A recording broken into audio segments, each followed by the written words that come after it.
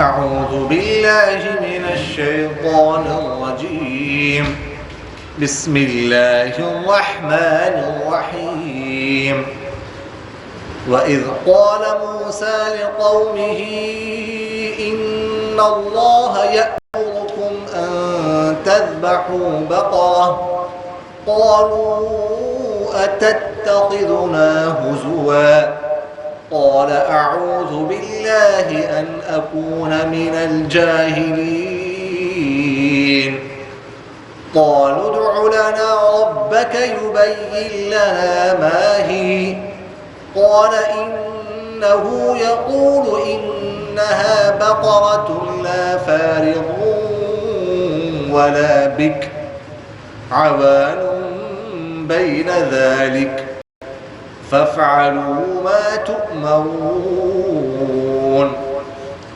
قالوا ادع لنا ربك يبين لنا ما لونها قال إنه يقول إنها بقرة صفراء فاقع لونها تسر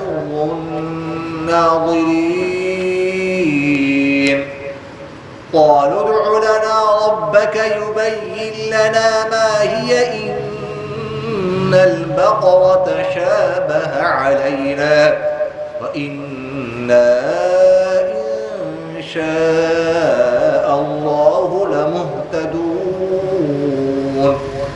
قال إنه يقول إنها بقرة لا ذلول تثير الأرض ولا تسقي الحرث مسلمة لا شية فيها قالوا الآن جئت بالحق فذبحوها وما كادوا يفعلون صدق الله العظيم. وَإِذْ اور جب قال کہا موسیٰ نے لقومہ اپنی قوم سے ان اللہ بے شک اللہ تعالی یأمرکم حکم دیتا ہے تمہیں ان تذبحوا یہ کہ تم ذبح کر دو بقرہ گائے قالوا کہنے لگے اتتخذنا کیا تم بناتے ہو نہ ہمیں ہزوا مذاق قال موسیٰ علیہ السلام نے فرمایا اعوذ پناہ میں آتا ہوں باللہ اللہ کے ان اکون اس بات سے کہ میں ہو جاؤں من الجاہلین جاہلوں میں سے قالوا ادعوا لنا قالوا وہ کہنے لگے ادعو دعا کر لو اللہ تعالیٰ لنا ہمارے لیے اپنے رب کا اپنے رب سے یبین لنا کہ بیان کر دے لنا ہمارے لیے ماہی وہ گائے کیسی ہے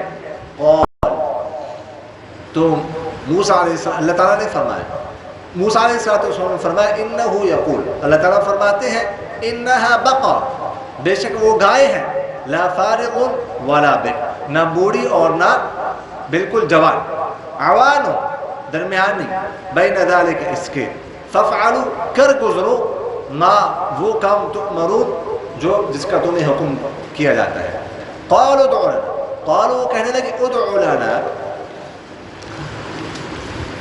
مانگو دعا کرو لنا ہمارے لیے رب کا اپنے رب سے یبین لنا کہ وہ بیان کرتے ہمارے لیے ما لونہا اس کا رنگ کیا ہے اس گائے کا رنگ کیا ہے قال تو موسیٰ علیہ السلام نے فرمایا انہو یقول بے شک اللہ تعالیٰ فرماتے ہیں انہا بقرہ کہ بے شک وہ گائے ہیں صفراء زرد رنگ کی فاقع خالص لونہا اس کا رنگ ہے تسر وہ خوش کرتی ہے الناظرین دیکھنے والوں قالوا ادع لنا ربک وہ کہنے لگے کہ دعا مانگو اپنے رب سے ہمارے لیے کہ وہ بیان کر دے ہمارے لیے وہ کیسی ہے وہ گائے ان البقرہ بے شک گائے تشابہ علینا ہم پر مشتبہ ہو گئی وَإِنَّا اور بے شک ہم انشاءاللہ اگر اللہ چاہے لمہتدون البتہ ہدایت یافتہ ہوں گے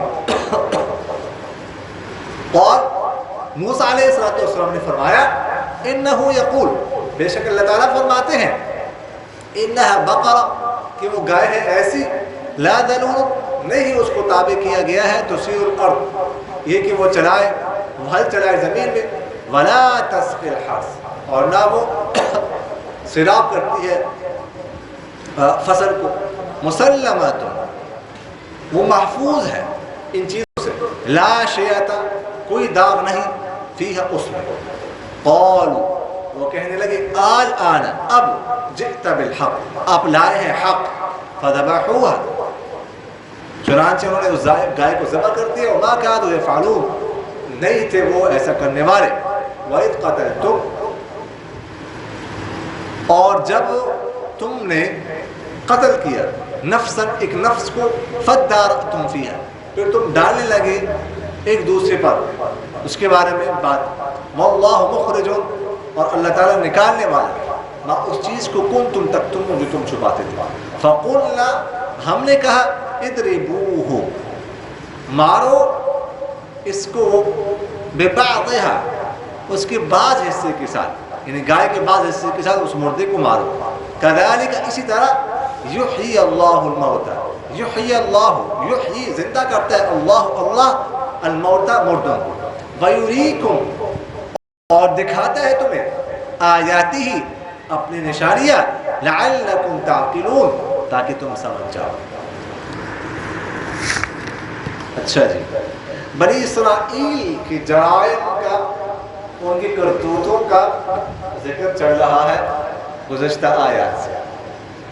اس آیت میں بھی ان کی اس طرح ہی کچھ جرائم کا ذکر ہے.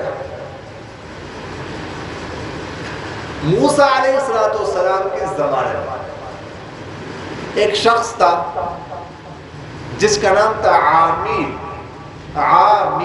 اس کا نام، جیسے حابیل، قابیل وغیرہ ذالک، اس کا نام تھا عامیر. اس کے بارے میں آتا ہے کہ وہ لاولد تھا، اس کی کوئی اولاد نہیں تھی. تو بعض روایتوں میں آتا ہے کہ اس کے جو چچا بھائی تھے وہ بہت زیادہ غریب تھے اور یہ بہت زیادہ امیر تھا اور بہت غریب تھے. تو انہوں نے کہا کہ آپ کو ماشاءاللہ اللہ تعالیٰ نے مال و دولت دی ہوئی ہے، بہت اولاد بھی آپ کی نہیں ہے، ہمارے غربت ہے، اولاد بھی ہے، کچھ ہمارا تعاون کریں، ہماری مدد کیا کریں. تو اس نے کہا تم بھی کماؤ کھاؤ. کہنے لگے کہ تو کماتے ہیں، کوشش کرتے ہیں، جتنا ہم سے ہو سکتا ہے کرتے ہیں، اور مزید کیا کریں. لیکن بہرحال اس پر راضی نہیں ہوا کہ اس کی مدد کیا. اور سنا ہے کہ وہ نا جس شخص کی اولاد نہیں ہوتی تو بہت زیادہ بخیل ہوتا ہے. واللہ وہ بہت زیادہ بخل اس میں ہوتا ہے، اس لیے کہ جس شخص کی اولاد ہوتی ہے تو اولاد پر خرچ کرتا رہتا ہے، روزانہ خرچ کرتا ہے، تو اس میں خرچ کرنے کی عادت ہوتی ہے، وہ عادت آ جاتی ہے، تو ویسے بھی خرچ کرتا ہے، اللہ تعالیٰ توفیق دیتے ہیں. لیکن جس شخص کی اولاد نہ ہو تو چونکہ خرچ نہیں کرتا نا، بالکل اس کی عادت ہی نہیں خرچ کرنے کی، تو وہ اس میں پھر بخل آ جاتا ہے بہت زیادہ.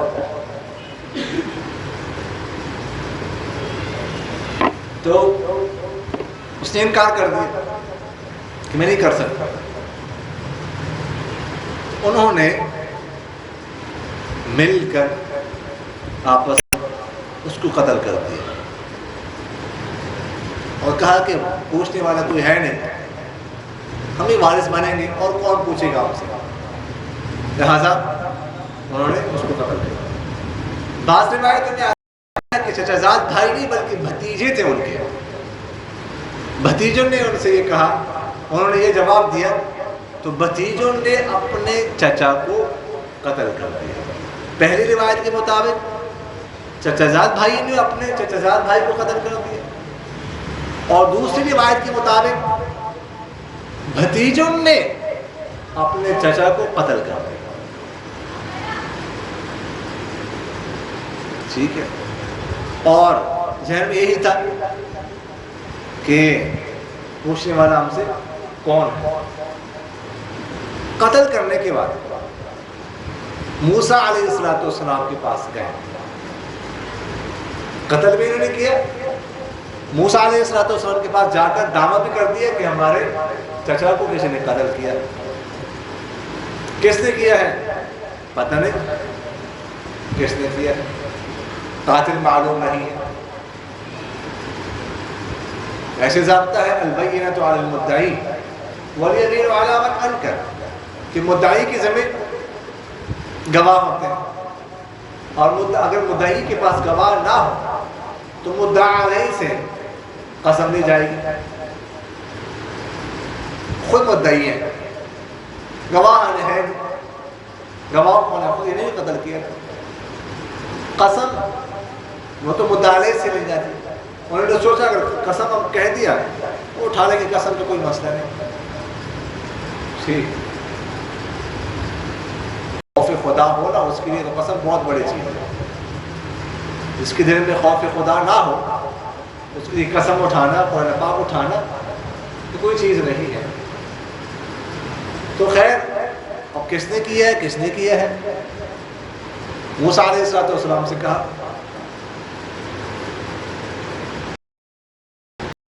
پتہ کرو کس نے کی. موسیٰ علیہ السلام نے اللہ سے دعا مانگی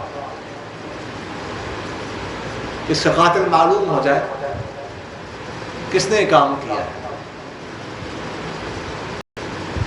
اللہ تعالیٰ نے یہ حکم دیا کہ ان سے کہہ دو کہ تم ایک گائے ذبح کرو. ٹھیک ہے, گائے ذبح کر کے جو گائے کا گوشت ہوگا وہ اس مردے کے جسم پہ لگا دو, وہ مردہ زندہ ہو جائے گا اور خود ہی اپنا قاتل وہ بتا دے گا میرا قاتل کون.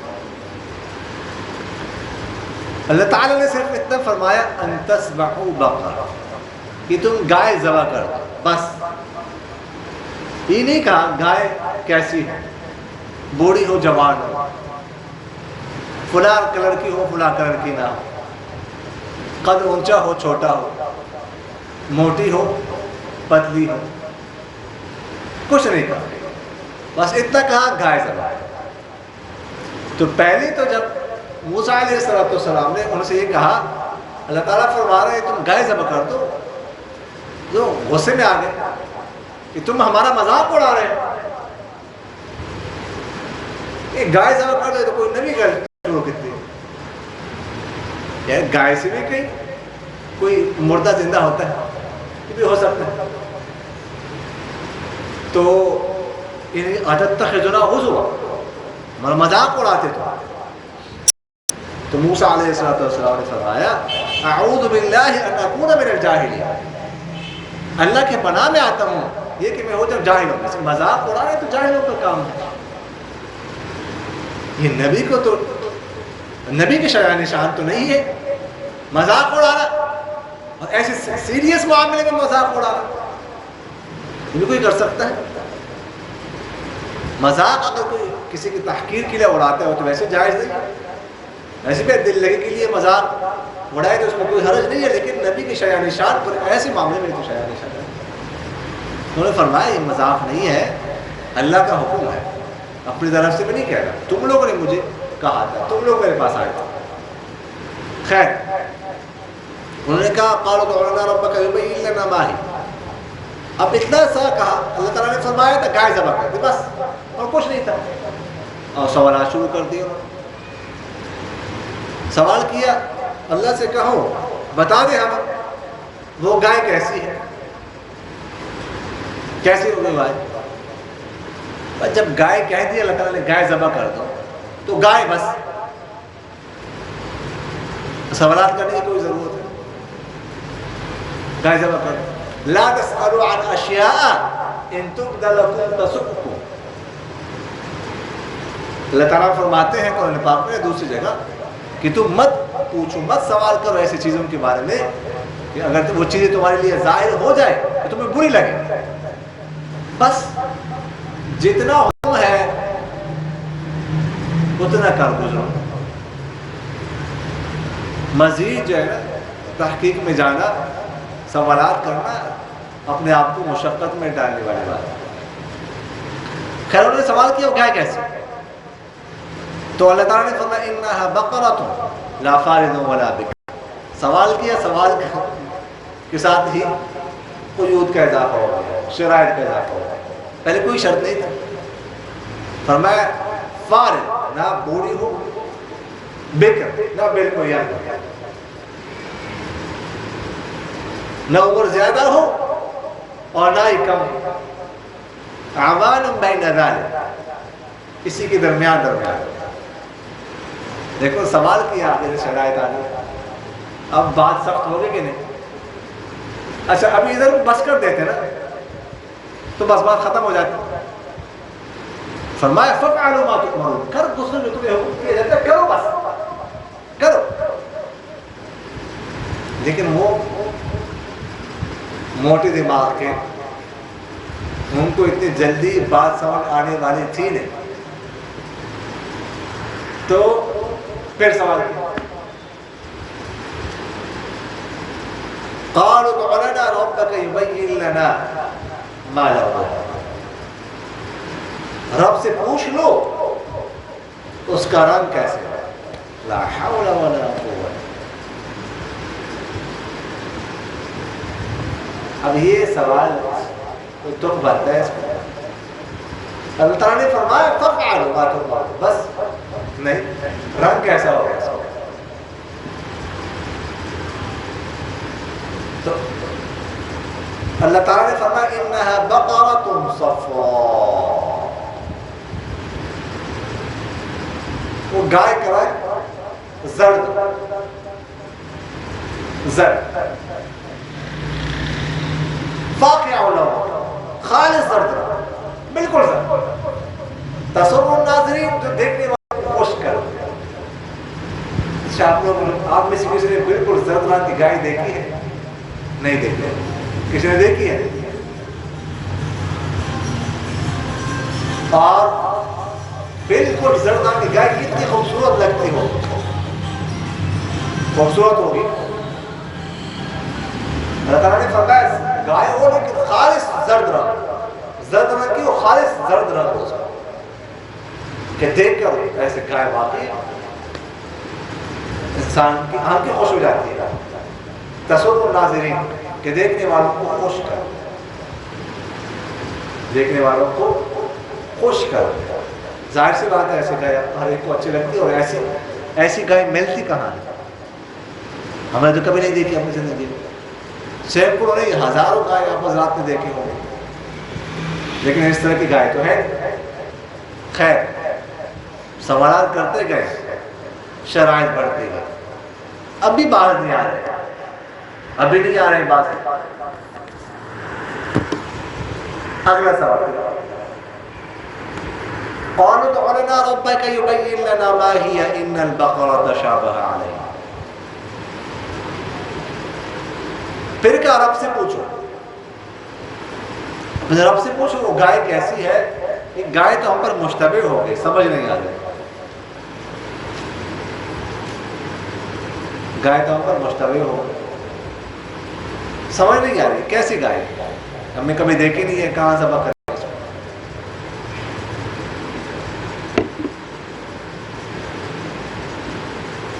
اب آگے اور دیکھو، سوالات کرتے جائیں گے، قیود شرائط بڑھتے جائیں گے۔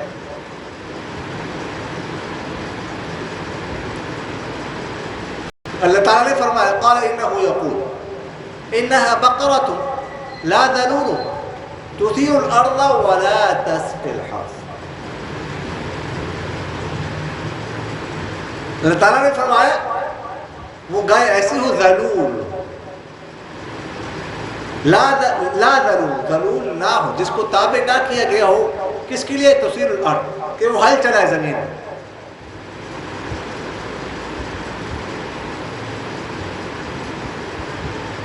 نہ وہ زمین میں ہل چلاتی ہو، ولا تسقی الحرث، اور نہ وہ جو پانی جو ہے نا وہ بیل نکالتے ہیں نہ وہ سیراب کرتی ہے کس کو؟ زمین. اور سخت قسم کے شرائط. اچھا یہ بات آپ ذہن میں رکھیے گا کہ بقرہ کا جو لفظ ہے نا، ایک تو یہ سورت کو بقرہ کہتے ہیں، وہ بقرہ اسی وجہ سے کہتے ہیں کہ اس میں بقرہ کا لفظ آیا ہے، وہ بار بار آیا ہے، اس وجہ سے اس کا نام بقرہ ہے. اکثر جتنی بھی صورتیں ہیں نا ان کا نام اسی طرح رکھا گیا ہے کہ ایک لفظ اس میں آیا ہے، وہ لفظ اٹھا کر اس سورت کا نام رکھ دیا گیا. سمجھ آ گئی؟ تو بقرہ کا جو لفظ ہے، بقرہ ایک گائے کو بھی کہتے ہیں اور بیل کو بھی کہتے ہیں. اس کا اطلاق گائے پر بھی ہوتا ہے اور بیل پر بھی ہوتا ہے. اس لیے بعض حضرات نے اس کا ترجمہ بیل کے ساتھ کیا ہے. مثلا تھانوی رحمہ اللہ نے اس کا ترجمہ بیل کے ساتھ کیا ہے اور گائے کا ترجمہ نہیں کیا. کیوں؟ اس لیے کہ یہاں پر اس آیت میں جو کہا گیا نا کہ نہ وہ جو ہے نا وہ ہل چلاتی ہو اور نہ زمین کو سیراب کرتی ہو، تو یہ کام بیل کرتا ہے، گائے نہیں کرتی. اس لیے اس کا ترجمہ انہوں نے بیل کا کیا. بعض حضرات نے اس پر اعتراض بھی کیا ہے، انہوں نے ترجمہ غلط کیا ہے. بقرہ تو گائے کو کہتے ہیں عربی میں، لیکن یہ اعتراض بنتا نہیں ہے. گائے کو بھی کہتے ہیں، بیل کو بھی کہتے ہیں. اس لیے انہوں نے ترجمہ کیا ہے نا، وہ ایسے نہیں کیا. اس قرائن بھی موجود ہے کہ یہ جو کام لیے جاتے ہیں نا یہ بیل سے لیے جاتے ہیں، اس لیے ان کو بیل کا ترجمہ کیا. لیکن بعض جگہوں پر یہ کام گائے سے بھی لے جاتے ہیں، گائے بھی یہ کام کرتی ہے، ہل وغیرہ چلاتی ہے. لیکن عموماً اکثر جگہوں پر یہ ہل وغیرہ جو ہے نا یہ بیل یہ کام کرتا ہے. خیر بہرحال تو فرمایا ایسی ہے کہ جس سے یہ کام نہ لیے گئے. اور اگلی شرط مسلمۃ لا شیعۃ، مسلمۃ ان باتوں سے محفوظ، لا شیعۃ فیہا اس میں کوئی داغ نہ ہو. لا شیعہ، شیعہ اس میں نہ ہو، کسی قسم کا بھی کوئی داغ نہ ہو، بس صرف زرد رنگ کی، خالص زرد رنگ. کتنی شرائط کا اضافہ ہو گیا. بات کتنی آسان تھی کتنی مشکل ہو گئی. ایسی گائے آپ کہاں ڈھونڈیں گے؟ ایسی گائے کہاں ملتی ہے؟ آج کل کے زمانے میں بھی دنیا جو ہے گلوبل کی شکل میں آ گئی ہے. آپ کے سامنے ہے ساری دنیا آپ کے سامنے ہے. کوئی چیز سرچ کرنا چاہے منٹوں میں پورے آپ سرچ کر سکتے ہیں، منٹوں میں. آج کل بھی ایسی گائے نہیں ملتی. تو اس زمانے میں ایسی گائے ملنا ہے کوئی آسان نہیں تھا. تو اب وہ کہنے لگے قالوا الآن جئت بالحق، کہنے لگے آج آنا جئت بالحق، اب حق ہمارے سامنے آ گیا، اب حق لائے ہیں. بس حق بات اب واضح ہوا. حق تو پہلے سے واضح تھا.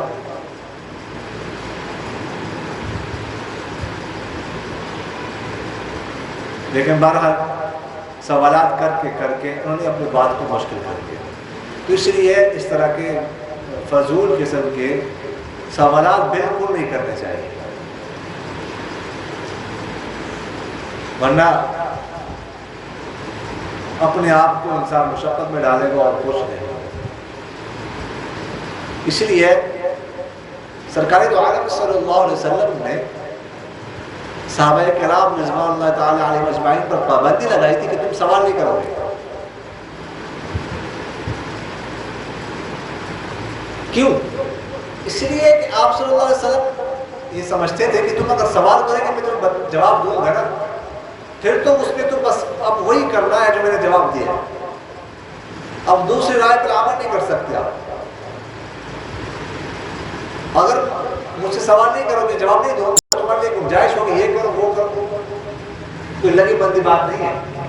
کسی شر کے اندر، کسی قید کے اندر تم داخل ہی ہو گئے. دین میں تم سختیاں مت پیدا کرو سوالات کر کے میں دنیا سے چلا جاؤں. تو تمہارے لیے آسانی ہوگا اگر میں نے کہہ دیا یہ کرنا ہے ایسے ہی کرنا. ٹھیک ہے، اب میں نے کہا نہیں تو تمہارے لیے آسانی ہوگا، یہ کرو وہ کرو. پابندی تھی. پھر صحابہ کرام رضوان اللہ تعالی علیہ اجمعین کو اگر کوئی بات پوچھنی ہوتی تھی نا، بعض اوقات بعض سوال ناگزیر ہوتے ہیں، کرنا ضروری ہوتے ہیں، تو وہ کسی کو کہہ کر، اجنبی بندہ آگے ہے نا، خود تو نہیں کر سکتے، اب اجنبی بندے سے ایسے سوالات جو ہے نا کرواتے تھے، ان سے کہلواتے تھے. اور بعض اوقات ان کو گفٹ بھی دے دیتے، یہ چادر لے لو لیکن سوال کرو آپ صلی اللہ علیہ وسلم سے فلاں سوال کرو. خود تو کر نہیں سکتے، اجنبی بندہ ہے، اس پہ پابندی نہیں ہے، ان کو کہتے تھے سوال کرو. تو وجہ یہ تھی نہیں کرنی چاہیے سوالات. اس طرح کے سوالات جو ہے نا نہیں کرنے چاہیے. تو خیر اس طرح کے سوالات کر کے نا بات کو انہوں نے انتہائی مشکل کر دی. اب وہ کہنے لگے کہ اب ہمیں بات سمجھ آ گئی، حق ہمارے سامنے آ گیا.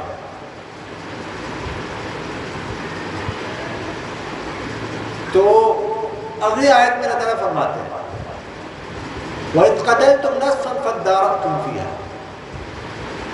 یہ اسی بات کے ساتھ ہے، ٹھیک ہے، لیکن اس کو بعد میں ذکر کیا. واقعی یہ کہ جب تم لوگوں نے قتل کیا تو قتل کو ایک دوسرے پر ڈالنے لگے. جنہوں نے قتل کیا تھا وہ خود مدعی بن کر موسیٰ علیہ السلام کے پاس گئے،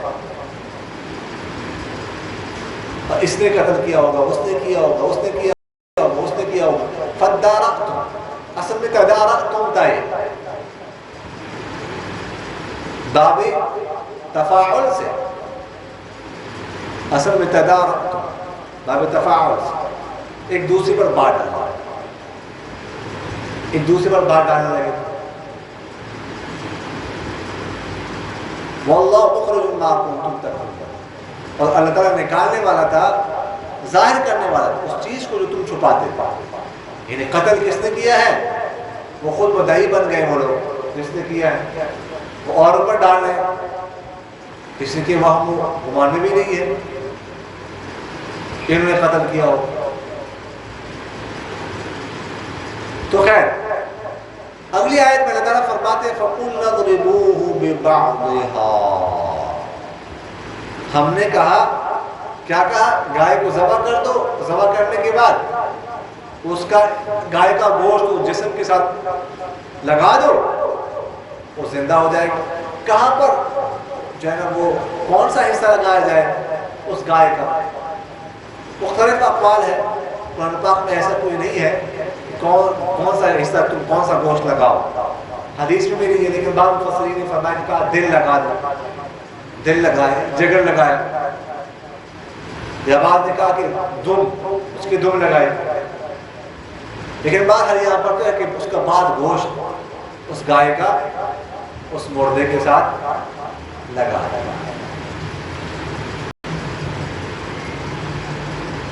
تو گوشت جب لگایا گیا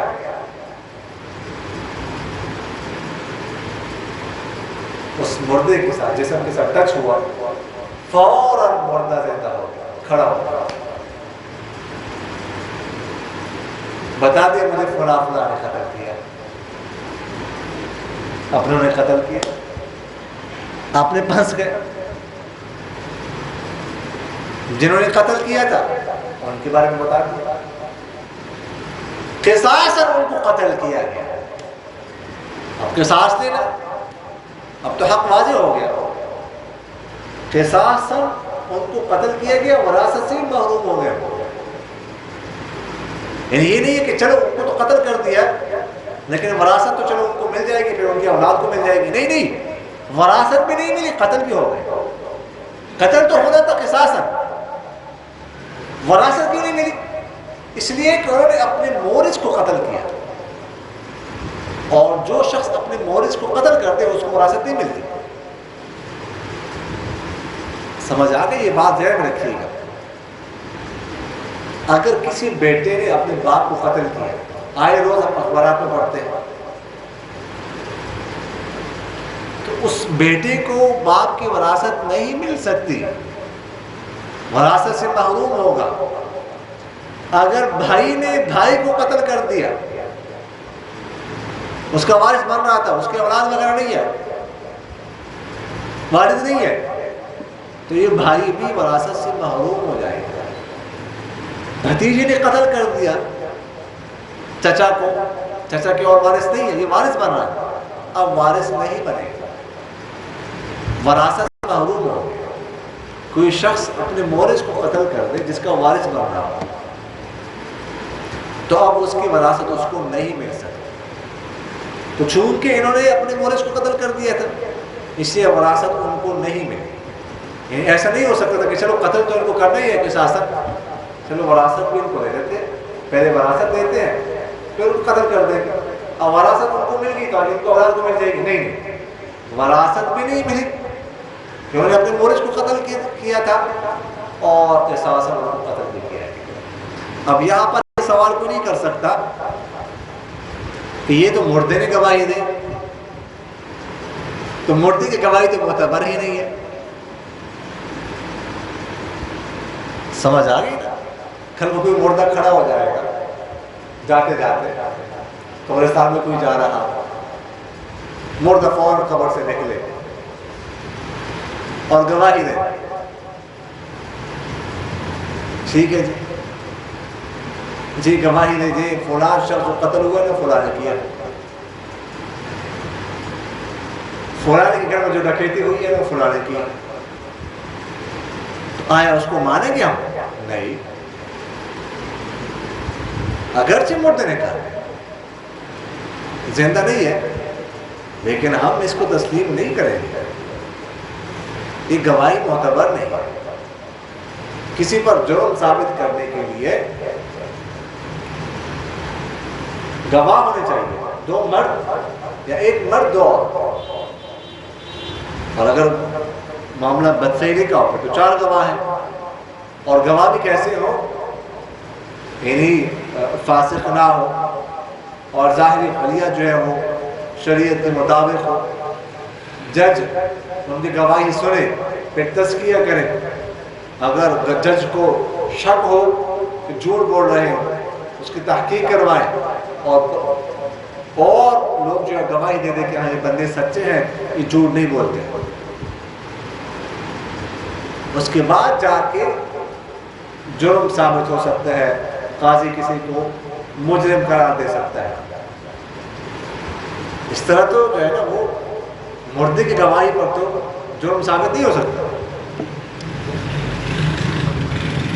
لیکن یہاں پر مردہ گواہی دے رہے فلاں فلاں نے قتل کیا ہے، یہاں پر مانیں گے، اس لیے کہ یہاں پر وحی کے ذریعے سے یہ معلوم ہوا تھا کہ یہ مردہ سچ کہے گا، اور اللہ ہی کا حکم تھا کہ ایسا کیا جائے. اس لیے یہ حکم جو ہے نا عام جو ضابطہ ہے اس سے مستثنا ہے. سمجھ آئے گا؟